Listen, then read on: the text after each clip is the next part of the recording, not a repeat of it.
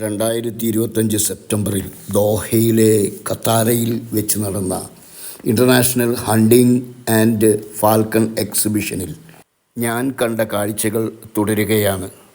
Falcon എന്ന പക്ഷി ഖത്തറിൻ്റെ ദേശീയ പക്ഷിയും ഒപ്പം അവരുടെ വികാരവുമാണ്. ഇവിടെ ഒരു ഖത്തറി സ്ത്രീ ഫാൽക്കണിൻ്റെ ഒരു പെയിൻറ്റിങ് ചെയ്യുകയാണ്. ഇവിടെ കാണുന്ന മറ്റു പെയിൻറ്റിങ്ങുകൾ ഖത്തർ രാജാവിൻ്റെയും സഹോദരങ്ങളുടെയുമാണ്.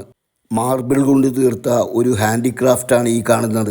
ഫാൽക്കണിൻ്റെ മറ്റൊരു കരകൗശല രൂപമാണ് ഈ കാണുന്നത്. മരുഭൂമിയിലെ പക്ഷികളുടെ കരകൗശല രൂപം തന്നെയാണ് ഇതും. നോക്കൂ, ഒരു ആനക്കൊമ്പും ഇതുപോലെ എക്സിബിഷന് വെച്ചിരിക്കുന്നു. ഖത്തർ തമീം ഒരു ഫാൽക്കണെയും പിടിച്ചു നിൽക്കുന്ന പെയിൻറ്റിങ്ങാണ് നാം ഈ കണ്ടത്.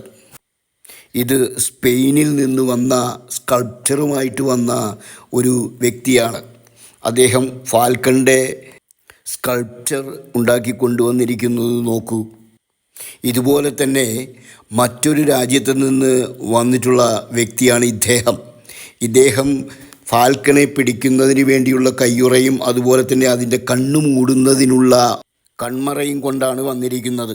എക്സിബിഷനിൽ കണ്ട കത്തികളാണിവ, എന്തിനാണെന്നറിയില്ല.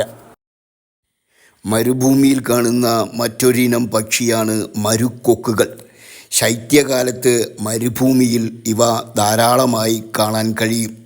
നമ്മുടെ ഇന്ത്യയിലും സമാനമായ പ്രദേശങ്ങളിൽ ശൈത്യകാലത്ത് ഇത്തരം കൊക്കുകളെ കാണാറുണ്ട്. എക്സ്പോ വിശേഷങ്ങൾ അവസാനിക്കുന്നു.